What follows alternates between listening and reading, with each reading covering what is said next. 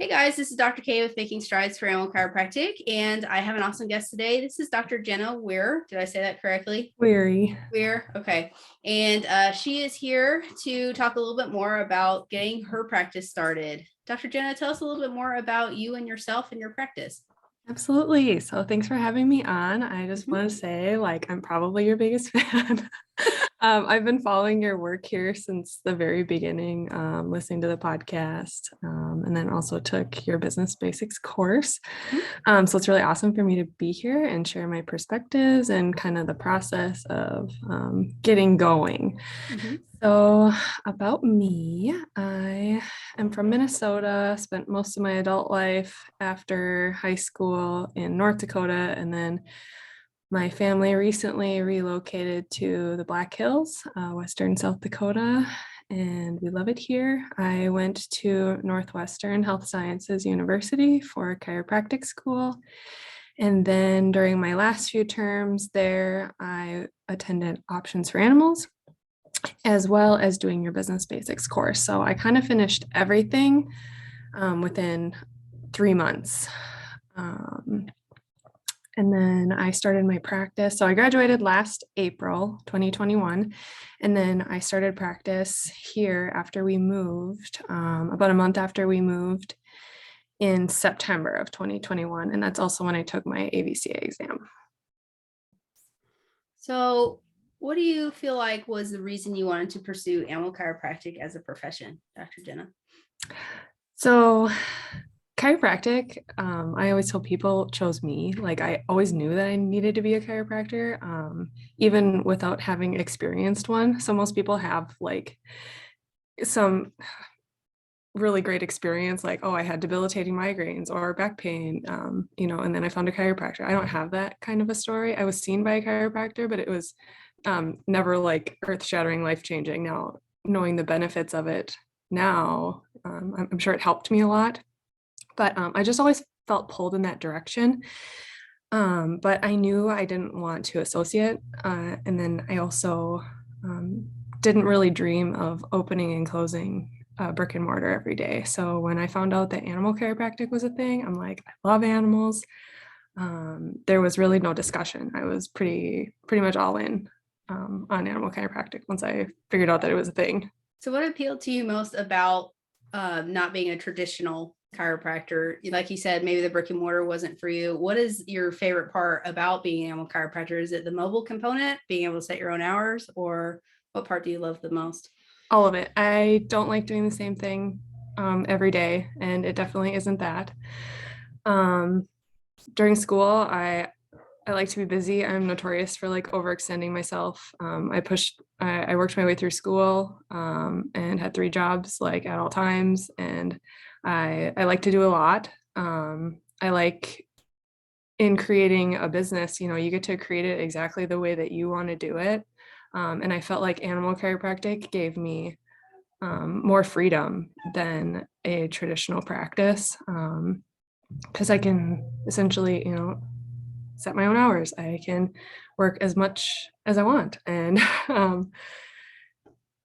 with Awesome. the with the schedule, Mhm. it's a little bit non-traditional because like horse people, have different availability than dog people, and just kind of figuring out how to do it at the same time has been really fun for me. Like the challenge of navigating a new career, but also growing field. So this is definitely a field that isn't well known for sure. So speak to me a little bit more about, growing your practice initially. I know you still kind of practice on both humans and animals. Is that correct? I do. So Yeah. I work as a chiropractor in the federal system, treating humans full time, because I am a multi-passionate person. And like I said, I like to be really busy and do a lot of different things. So I am mobile for both small and large animal. And then I see humans out of my home in my private practice, in my off time. I see mostly veterans and service members there. It's another mission that's really close to my heart as a service member myself. I've been serving for 13 years and will hopefully make it to 20. What branch of the And then military were you in? I'm in the National Guard. National Guard. Yeah. Okay. Awesome. I understand a lot of those, military people are underserved, especially, and we see them struggling within the VA system to not get the proper care. So, can you speak a little bit more to that? Maybe your experience on working with them? Definitely. So for active duty service members, TRICARE does not cover chiropractic, so they don't get any insurance help. So I have made it my mission. I live 2 miles from the main gate of the Air Force Base by me. So I have been able to offer affordable care to service members and their families. And then chiropractic in the VA has been growing like crazy since the last administration. Put a little bit of pressure on them. And it's been really, really incredible with the opioid crisis to offer a non-drug, really low risk, really beneficial service. The only unfortunate piece of it is that a lot of people have to wait until they get out in order to even try chiropractic. So, I'm looking at these guys that are 77 years old, and it's like, if I could have got to you 50 years ago, we would be able to manage your pain a lot better. But it does provide a lot of relief, and the VA is going to a lot more holistic minded care. They're going to be training me in acupuncture and dry needling. And then there's another ear protocol called battlefield acupuncture. So I know this is an animal chiropractic podcast, but I love teaching people about that kind of thing too, because a lot of them just don't know. So I appreciate that plug. Yeah, when you step into a field such as animal chiropractic, you already have voodoo witch doctor painted across your head. So why not jump into the deep end and go ahead and, offer more services for more spines, right? So in all of your free time, I guess, what is your primary interest? Horses, dogs, cats, exotics? What type of animals are you treating? I'm really, really trying to grow and focus on my horse practice this year. I've sponsored a rider and have really been working on like the social media aspect of it, because that's kind of uncomfortable for me, kind of foreign to me. I don't really like social media, and I know that it's really useful, but these days, if you have a business, you have to be present. So there's a lot of dog owners here. Pretty much everybody that I encounter has at least 2 dogs. So the dog practice really, not without work, but in some ways it grows itself, where I have to focus to get into the horse niche a little bit harder. There's tons of barns around. It's a really, really popular area to ride, but being new to the area and also a new practitioner and new business owner, it's been a little bit more challenging to have those people find me. There's a really big interest, but they have to be able to find you. So that's a lot of, it's a big piece of what you helped me with. What is the best way that you find that people find you, small animal or large or otherwise? Are you finding social media, word of mouth? What is your best referral source? So when I first started out, I went around to all of the large animal practices to introduce myself. South Dakota is a referral state. So I didn't want all of these animal owners to be showing up to the vet and with this form, and most of the vets here have never seen a referral form. Actually, all of them that I've talked to, they don't know about it. There's one AVCA veterinarian that's about an hour away from me that knows the process, but literally every other vet that I've talked to has no clue. So they think it's kind of weird that I'm asking them to sign this. And, I just explain the process, and I'm like, as a chiropractor, the state of South Dakota requires me to have this form on hand to initiate care that shows that you have established this relationship with them, and that I will share my notes. I will not steal them from you, and that we're really working together. So once I've explained that process, I have had 0 problems with any veterinarian, even knock on wood so far. They're really amiable to the process. And the biggest barrier is that they're busy. But, if you're persistent, as you've shared many other times before, most of them are more than willing to get the form sent over in a mostly timely fashion. What is your, best couple of things that you say to these veterinarians to explain that process? I obviously have like a saying that I do, but like you said, persistence is key. And some of them are like, why the heck do you need that? So what are a couple ways you explain it to owners and veterinarians in order to bridge that gap and get the patients in?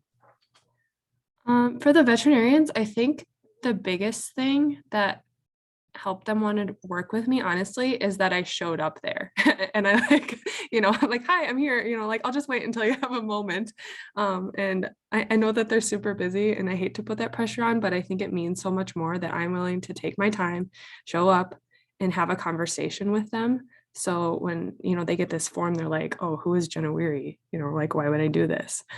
I think that really spoke volumes to them, and not only having the conversation, but also having some resources for them. I used your folder method that you teach in your business basics course to put together, in a nice, organized and pretty way, something that they can take just a minute or two and look at and be like, okay, this is what this person is about. They speak my language, they're educated, they're credentialed, they have a process, and they want to communicate with me and co-manage with me. I think the biggest problem that we're having as far as that referral process, it's a big barrier because, we're just not used to that. As human chiropractors, we're kind of independent. We do our own thing. Patients come directly to us, and we're maybe not working together as part of a team, but especially when it comes to like these performance animals, it's so important because these animals have 3 or 4 or 5 sometimes providers working on the case, right? So I think veterinarians, especially when they have this complementary care person coming in, they have a couple questions. Mainly, does this person know what they're doing? Are they professional? Are they going to work together with me? Are they going to steal my patient? And are they going to take care of the patient well? Will they refer them back to me if they don't maybe respond to care? So I think those are some of the big questions they may have. And putting a name to a face is always a good thing when you're a new business owner. And I'm so happy that the folder method has worked for you like it has for me, because tell me your experience maybe in the past, excuse me, of dropping off brochures or business cards. Do you find that you had a good return on investment when you did that? Or did you go just straight to the folder method and it's done really, really well? I went straight to the folder method. Time was kind of the essence as I was getting started, because I moved here and I pretty much had a month before I started my practice. So utilizing your course, I knew the things that I needed to do. So I was able to make a plan, like backwards plan. So this is my start date. I just chose that. There wasn't a ton of significance. I just, needed to challenge myself and needed to have that, like, all right, this is our go day. That's And good. and Good then to have from a fire there, under your butt, because it makes you do things that much faster. right, Because absolutely. the number one reason people find the podcast helpful is because they're like, God, I just wish I knew this information before I got started. Like I could have saved 3 years. Because my experience of walking into these veterinary hospitals, introducing myself, like you said, they're busy. They're like, I don't have time for that. Like I literally walked into a vet hospital the other day and they're like, we don't take salespeople on Wednesday. I was like, I'm not a salesperson, but thank you for that awesome compliment.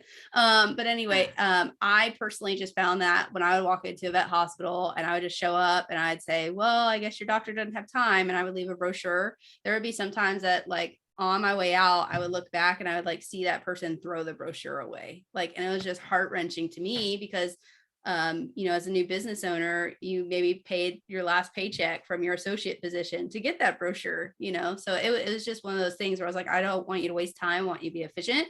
And I want you to show yourself as a professional the right way the first time. So you can get that referral process started. So I'm happy that's working for you. So what's been the biggest hurdle starting your practice? Whether it be the referrals, getting your name out there, maybe the perception about chiropractic, what's been the biggest hurdle for you? So chiropractic itself is really well received here. I think the national average is like 12 to 15% human utilization. South Dakota's around 22. So there's a lot of people who've experienced chiropractic or know about it here. that being said, most people still don't know what animal chiropractic is. And with that, the ones that are doing animal adjusting or aligning are not credentialed. And I something that I try not to get wrapped around the axle, but obviously being somebody who knows what it truly takes to be legitimate in this field, it's frustrating. So the biggest piece is educating people about what quality care is for their animal, because just with social media followings, these people who are not credentialed are very busy. So it's a fine line between like, okay, how do I steal all their patients? And you know um, trying to not be jealous of these people who can't do what I do, and just like constantly reminding myself that I have the gold standard. I went through the training. I became a doctor first.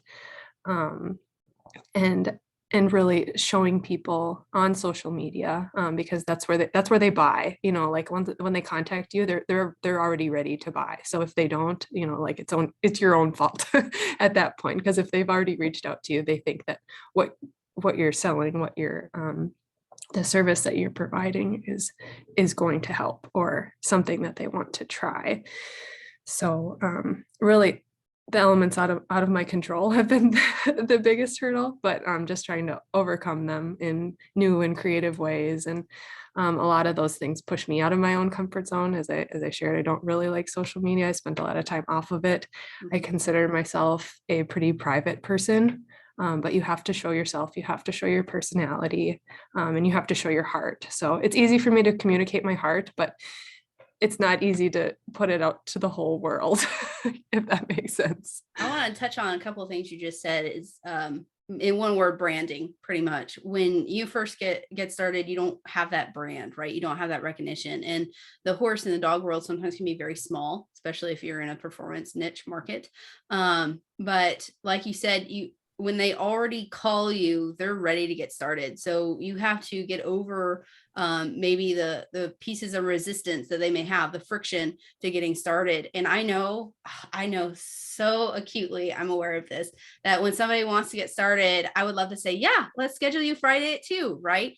Mm-hmm. But unfortunately, because of the way the laws are and the way we hold ourselves to a higher professional standard, and we're like, well, actually, there's these forms first. You feel like a wet blanket, and you're over there like watching this layperson and you're banging your head against the wall, and you're like, I wish that could be me sometimes. Absolutely. But the animals deserve better care. So it's about being a Nike tennis shoe versus the ones at Walmart, right? So there is a reason that people are calling you, paying that higher price tag, because you're offering a quality service. So you have to reel yourself back in and say, I'm going to focus on me doing my best work, having the best patient experience. So that way, even though maybe it's harder to get in, they pay a little bit more, they have the best experience to where they don't want to ever leave. They always continue to choose me. So I don't know if you can speak to that, but what are your couple of, maybe tips and tricks of like, why do patients choose you? Why do they love the services that you offer? Is there anything in specific that you do differently that maybe these other providers don't offer that makes people choose your services instead of another person? Well, it's definitely on my goal list to ask for testimonials. I haven't yet. Partially because it's uncomfortable, and everything's uncomfortable until you do it. I haven't asked yet. So specifically, I don't know. I've got, everybody's rebooked so far. So, okay. So we're going to go into a coaching moment for a second. Can I ask you a question? Directly, a question. Have you ever received a text message saying Fluffy is doing so much better after you came, right? Yes. Yes. Mm-hmm. Okay. How many of those do you get though? Like a lot, right? Yeah, most of them. Okay. So you'd be like, that's great. I already know I'm awesome though, right? Do you have that moment where that pet owner telling you that and you're like, great, I feel great, but just take that extra moment when they send you that text message or email or what have you, and just say, you know what, that's great. I'm so excited to hear he's doing well. There are so many other pets out there just like Fido that really need help finding me. If you could share this on Google or Facebook or something like that, leave me a review. It would really help me reach more pets in need. and then you just drop a link to that. And I personally find you're going to get those texts anyway. The fluffy Fido or whatever is doing awesome, because we know what we do is awesome. You just have to take the extra 2 seconds to, send them a link and say, hey, leave me a review, because I guarantee most customers, when they're looking you up or something like that, they're looking for social evidence, social proof that, what they're going to be investing in, this is a weird thing they're investing in. They want to know that it's going to work, quote unquote. Right. So if you just take that extra minute, telling that person who's already had a great experience that it works, then, we have an automatic, source of referrals. And I feel like that's the easiest way to get testimony. So, just talk about a couple of those people and, those great results they've had. Like, is there something special that you feel like you've done to get those awesome results, or how do you typically handle those people that are contacting you? I guess I try to educate a lot as I'm doing my assessment and my treating. So I typically, when I'm doing the adjustment, I'm not telling them exactly what I'm finding, but, either before or after. And then as my examination, like I'll talk about, like the horse's jaw, like, oh, that it's got the most sensory receptors in the whole body. People are like, oh, that's really cool. And it's like, well, think about how much they use it. And, if you ever watch a horse chew, they only chew in a circular motion. So that's why their teeth can wear unevenly. And that's why, teeth and feet and saddle fit are, right up there with chiropractic care. And if, one of those is off, there's only so much I can do to help, so teaching the collaborative piece, but also with, what I know about the spine and nervous system, based on my training and education. Because it'd be just as easy to show up and just adjust them and leave. But I think it really speaks volumes if you're willing to take the time to educate people as you're spending time with them. It makes them feel like the time and money that they're spending with you is more worth it, I think. Absolutely. So it's all about the value you bring, because I like to say any person can pop and pray and hope that somebody pays, right? But it takes a real invested provider to, do an in-depth evaluation, explain what they're doing. And, I feel like the more educated the approach is, sometimes the better the result. So maybe that's why people are choosing you and continue to choose you, is because you do explain that educated approach. And the results speak for themselves many times. I can't tell you how many people have gone elsewhere and, they're like, my dog didn't do well with chiropractic. And I'm like, what do you mean didn't do well?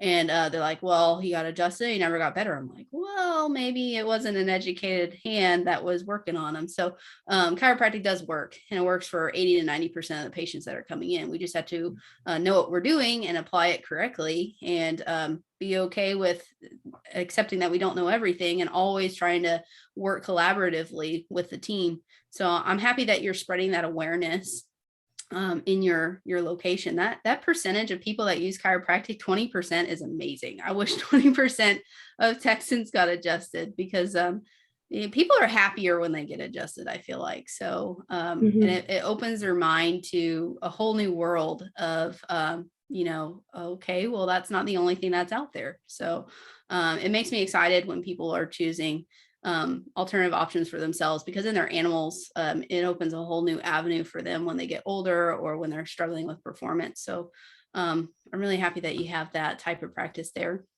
When you first got started, is there anything you wish you maybe did differently, or something you're excited to start doing in these coming years? So much. But being that, like as a business owner, all on its own, you wear 37 hats. Well, I run a business, but I also, have a full-time job. I'm in the military. I'm a new mom. I've been married 5 years, and all of those things compete for your time. So, I suppose it's probably the answer that everybody gives you, but you have to create that intentional white space. And I don't have a lot of it, but it, it needs to be intentional. It needs to be consistent, and you need to have boundaries. So even just the little things that you talk about, like having a Google number instead of giving out your personal, and having set hours of communication when you're willing to field calls and texts, and making sure that that's known so so your patients are respectful, especially treating out of my home. I haven't had any issues, but um, you almost have to train your clients. And that's something that it's really easy to just be the yes person and say yes right away, to get somebody on your schedule, but you really have to be intentional about giving time to yourself, because you can't treat at your best. You can't be your best doctor if you're not your best self, otherwise. Yeah, let's go there for a mommy moment, because I know many animal chiropractors, especially, are female. I don't know why I've noticed this trend, but I find a lot of us are female. The mobile chiropractic aspect lends itself to having your own schedule. But the big but is it includes a lot of travel time. So maybe a lot of time away from your family members. And I know you have a younger baby that you just had recently. Mhm. And can you speak a little bit more to having that work-life balance? Like, what are intentional things you do? So maybe you block off, I don't work past 3, or maybe I don't answer calls at this time. Like, talk a little bit more about being intentional so you can be the mom that you want to be, but also have a successful practice. Yeah. So my hours of communication are 8 a.m. to 8 p.m. And that's kind of a lot, but I mean that's when people are awake. And it still gives me a little bit of time in the morning and in the evenings to like get myself together, do something that I need to, whether it's movement or just having breakfast with my family. Like I'm not gonna sit at the table and have my phone. It's just not something that we do. Um, and then today, for example, I'm seeing a new horse, and my husband and my 9-month-old are coming with me. So it's time that we can spend together, because it is a Saturday. I don't know when you're listening to this, but it is a Saturday, and that's when a lot of horse people are available. And especially with my schedule, I have to see horses on Saturdays because it takes a little bit more time to drive there to do the treatment. And then I just don't feel like it's rushed. So I'm bringing them with, and I don't work on Sundays. I will sometimes field some inquiries, but I try to stay off of email because nothing is an emergency. And so far, that's really it.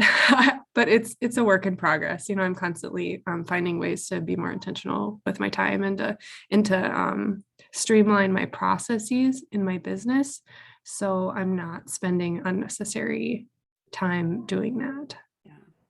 So I absolutely can speak for that, because I feel like if there's anything in your practice that you're running into the same thing over and over and over again, which you've probably run into this, it's referral forms, or I didn't know animal chiropractic was a thing, right? It's been a minute talking about it.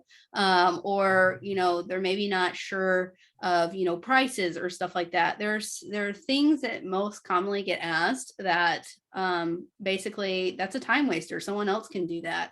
You spending 10 minutes on the phone, you could be better served doing something else elsewhere, right? So a lot of these admin tasks, right? These are things we can outsource. So you can automate your intake process. You can put your prices on your website. You could film a video explaining, like, this is what chiropractic is, this is what we're doing. Like, a lot of that you can outsource and have a better work-life balance, so you can spend better time with your family. And I personally found that that has helped free up a bunch of time in my own practice. And I'm super thankful, for all these resources I feel like we have nowadays on, the internet, just period, to automate these things. So are there any pieces that you have automated personally in your practice that have helped you free up a little bit of time, maybe from the business basics course or otherwise? Uh, yeah, well, my EHR, since I see humans and animals, I use Jane, because I see pretty much the same amount of humans and animals right now in my private practice, and that's really only about maybe 9 hours a week that I'm spending seeing patients. So right now I just can't justify paying for 2 EHRs. So using Jane, it's pretty much like a virtual assistant, because it sends out those intake forms, like consents, does the scheduling, the reminders, and then it, puts together my chart or my patient note so I can just push it to a PDF. I wish that it was a little bit easier to send notes. And I know that there are some animal EHRs that have a little bit easier process for that I'm looking at getting someday. Just not right now, but definitely the EHR makes a big difference. And then someday it'd be nice to have a virtual assistant if my schedule ends up being different where I'm spending more time in my private practice than at my full-time job, my other full-time job. And then also Facebook will, you can have it do those automated answers, Yes. like how much does it cost? Because people do that. That's probably my most common like first Facebook message is what do you charge or what are your rates? So that's a big thing because otherwise I have to like take the time to type it out because I'm like, oh, are you looking for care for yourself or a dog or a horse? So it just like takes up so much time that I can just put like, the all-encompassing, this is what it costs for a dog or cat, for a horse, for a human, blah blah, and then let me know what other questions you have. Yeah. Do you personally, since you kind of cater to all spines of all sizes, do you have like a one set fee, or do you do like an hourly, I do whatever I need to kind of fee for your horses or your humans? Like some people incorporate kinesiology tape or cupping or something like that. Do you have an all-in-one fee, or do you charge by service? So right now I am all in one, but as I'm looking at how I'm spending my time, I'm actually changing that in my human practice. That if I'm going to do additional therapies, that I am going to charge extra for it. Right now, as I'm still learning how I want to run my animal practice, is I'm offering what I have in the time that I've allotted. So And then for one fee. what has been your experience with travel fees for large animals? Because I know some people choose to just do one set fee for a certain amount, or it's by horse, and then people can split travel fees. What is your approach to those large animal patients and travel? I do have a travel fee that I charge most of the time. There's sometimes special circumstances that I just don't feel it's appropriate. I don't have like black and white, this is what it is, take it or leave it.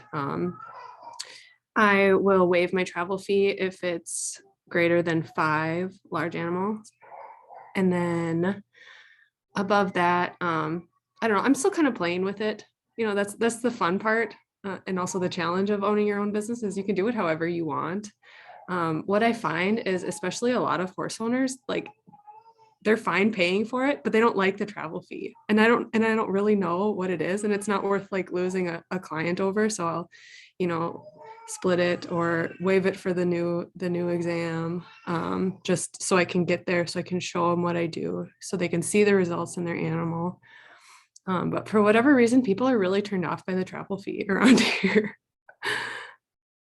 Yeah, they're not alone in there, but you just, I think the biggest piece of information when it comes to travel fee that kind of opens people's eyes is the amount of time you're sitting in the car, you could be treating another patient. So that's the justification behind the travel fee. Like if I'm sitting in the car an hour, well, that's 2 more horses I could have treated. So I think a lot of that boils down to sustainability for yourself of, I have to make this amount of money so I can continue to serve more patients. So every patient I say yes to that's an hour away, I'm saying no to 2 other ones in the invaluable time that I, have. Because with mobile, especially, you only have so many slots per day. So say you only treat horses on Saturday, you're kind of limited to how many you can take on. So speak to me a little bit about your experience with, maybe explaining that, has that gone well for you or has it not? It's challenging for sure. And some people, like pretty much when it comes to their animal, money is no object. And some people are looking for a discount wherever they can get one. And some people just want a discount at the beginning. So it's just kind of, you have to feel out the client and see what their goals are. And I do that by talking to them about their goals. I'm like, well, what are you looking for with your care? And here's how I can provide it. And this is what it's going to take. This is how long I think it's going to take. This is what it's going to cost. And I think putting it all out there for somebody and not being ambiguous, which is probably a little bit more what the lay people providing care do. People want answers, they want clear expectations and boundaries, and you have to be able to give that to them. Well, speak to me a little bit more about going out to these barn calls, especially safety wise. It's great that you can bring your family, but that's maybe not always an option. So since you do have that chat with clients about boundaries, do you do that before you go out, or what are your safety protocols when you are traveling to these barns with these new clients that you maybe don't know anything about? What is your protocol for that? Since most people find me on the internet, I definitely creep a little bit. I vet people, and if they seem like maybe that's judgmental. I don't know, that it's survival at the same time, I definitely will talk to them more or less depending on like kind of the feel there. I always make sure that my husband knows where I'm at. I don't have any sort of like locator or anything, but I definitely make sure that I have a way to defend myself and that my whereabouts are known. The challenge in that is there are several places that I go that are more rural that I don't have cell phone service. But just chatting with a client, and if something feels weird, I definitely would. I've brought people with. I've got a friend that just really likes what I do, so she comes with me sometimes, especially because I do see my horses on weekends. So it definitely helps to have somebody with you if there's a situation where you're maybe not the most comfortable with. But you can gain a lot just from a few small interactions with people, I think, especially if you are safety minded. And if there ever is something that sounds a little bit sketchy, just kind of ask more questions like, oh, are there any challenges to finding your property? Because sometimes their mailbox is not, or they're far off the actual road, or there's a lot of dirt roads where I'm at. So just kind of asking more questions if you need more interaction, if you need more confirmation or affirmation that it's going to be a good thing, that they do have good intentions for their animals and for the care that you're giving. That's a really good point, because a lot of these locations we go to can be questionable. If we're a single female by ourselves and no cell service, then we have to be extra vigilant and mindful when growing our equine practice because of those things. So moving forward, what are your plans for growing your practice? Do you have any big plans for where you want to go in these next couple of years? How you want to expand? Being that it's pretty much in its infancy still. I've been very successful. That being said, I deliberately take time at the beginning of the year to do my goals, to see where, what I want my practice to look like at the end of the year. And then I plan to be doing that in like 3 and 5 year intervals too. I haven't quite gotten there yet. But I definitely would like to be able to have more relationships with the veterinarians around so I can be more available at events. And like I've said before, I like to try new things, to do different things, to find better ways for my practice, but also to deliver the care, because like, yeah, it's great to run my own business and make it about me, but like it's about the animals. So figuring out how to streamline the process so I can see more animals, so I can, whether it's working with barns, to have people haul to barns so I don't have to spend as much time in the car like you were talking about. So it's just those types of things that I've got some I guess problems that I've listed, I'm like, okay, so what are we thinking for how, we can bridge the gap to solutions that are workable for everybody and what makes sense for everybody. So that's kind of an ambiguous answer. I do have specific like numbers oriented things too, Yes. but other people don't really care about that. Well, As far as like monetary or it's like important patient to have volume. stats because, when we look at these stats, I hate to be like this person, like I need this amount of new patients and this amount of, visits. But when it breaks down to it, we track those numbers not to tell ourselves, oh, we're such a loser, we didn't accomplish those goals, but it's to track our growth and how we moved our business forward and how many lives we impacted. Because if, for example, I'm an associate and I'm doing animal chiropractic part-time, then I need to have realistic expectations of this is the numbers I have to meet in order to feel financially secure enough to leave my human associate position. So numbers are not a bad thing. It's just about being intentional and planning of how you want to move your business forward for what's right for you, right? So that's probably the biggest problem I find with most animal docs is they're just like, I just love what I do, and I'm just gonna drive around and see horses, and it'll be all sunshine and rainbows. But when it comes down to it, when you turn your passion into a business, you have to be very strategic so that way you don't burn out, right? And that's probably the biggest thing we want to prevent. But now that we're kind of wrapping up, we have the last 15 minutes here. Tell me a little bit more about, you were one of the first people to actually take the business program when it was a beta. Sorry, my dog's barking. So talk to us a little bit more about that program and what you took away from it. Your program is incredible. I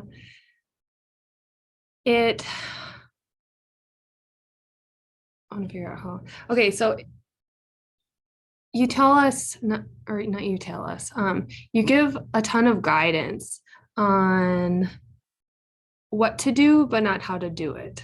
And I don't mean not how to do it in a bad way. Like, you gave me the framework, the structure, the bones to build my house, but you didn't tell me what color to paint it, if that makes sense. Which is really important to me because so many, especially human chiropractic practice management groups, they're like, this is what worked for me, so this is what you have to do in order to make it. And I just don't jive with that. That's the biggest reason that I haven't joined a practice management group. I believe in having like a personal like life coach type thing. I've dealt with several of those. And it's really, really important to have a mentor, but your mentor shouldn't tell you, like, this is how you need to do it. They put out the information, the things that you need to know about, the things that are going to bring you success.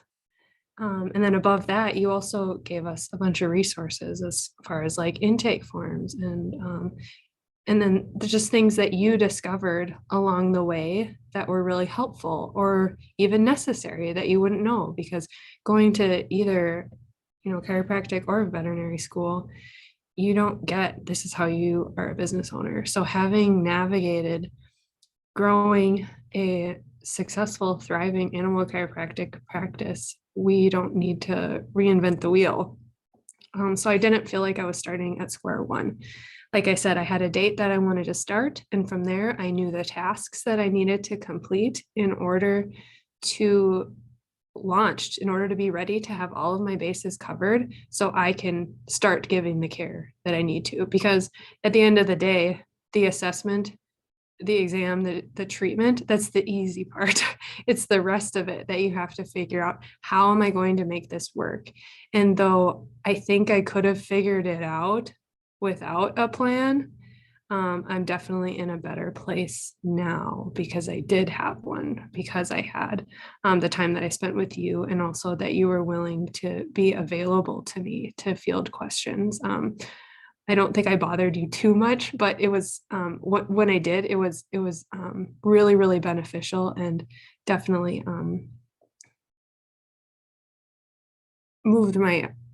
accelerated my progress. How much longer do you think it would have taken you to figure it out had you not had someone to say, like, these are things you need to consider, not this is how you need to do it, but these are things you need to consider? Like, is it really like you just wouldn't have known until you encountered that sort of thing, or like you don't know what you don't know, or like how many years do you think it would have taken for you to get that practical know-how to figure that out? I have no idea. You don't know what you don't know.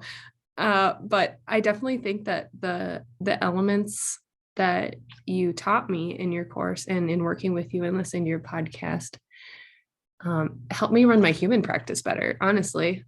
So it's not just about, okay, this is what I'm going to do full time. Like, there are genuinely quality elements to your course that would help a private practice of humans or traditional vet medicine.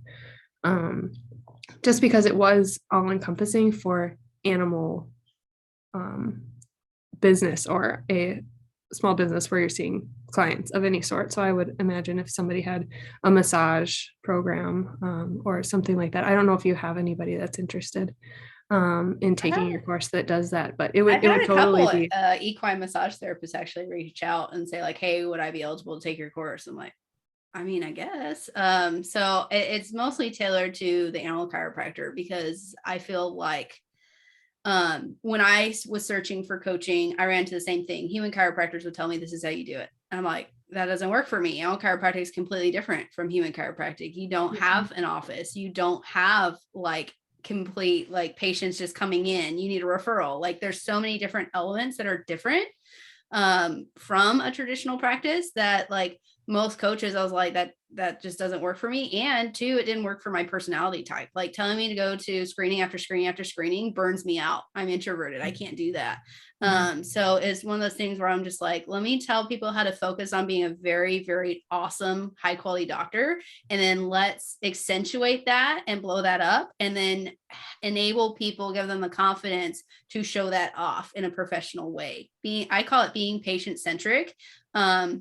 Because you're focusing on the patient and just being the very best doctor you can be, but also being aware of the business elements, because we all know how to be a great doctor. We all know how to wear that hat. We went to school long enough to know how to do that. But when it comes to like how to be efficient and how to communicate that with other people, we're like, I don't know what to do. Right. So that's the part really that we just need to overcome. And then, like you said, the practice really builds itself when people see the results, like especially with small animal patients. Like I don't know how many people are like, I wish I'd started this sooner. I have 10 friends with senior dogs. They all need to see you. And it really just compounds upon itself. So if there's just one thing from the program that maybe people need, what element was it? Was it the intake forms? Was it the like, here's how to track your stats? Was it the folder method? Like what was the best part of the program, the one best thing to the program that you wish everyone could have? Don't make me choose. I want all of it. I want all of it. No, really, the most valuable was what I could do with it. For me, it was, okay, so these are all the necessary pieces, so then how can I make a plan in order to make this a reality? Because essentially you're creating something out of, a degree, a credential.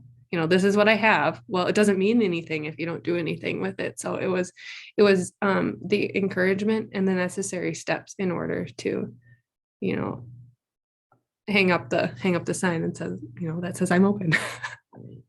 Yeah, pretty much. I've seen these Facebook memes basically of people using their diploma as like a dinner table, because they don't know how to use that degree for, anything helpful per se. And I would hate for someone to take all this training, like you said, that you and I both have done in order to be called a certified animal chiropractor and not use it. And the business part's the easy part. There's a lot of stuff that gets in your head and in your way that it's really about mindset shifts. And if you just have the easy stuff to like, oh, I can use that, and I can take this and I can add that, and take what you need. And then like I said, I don't tell you how to build the house. I just give you the blueprint. You choose what color you want to paint the walls. I don't care, as long as it works for you and yourself, right?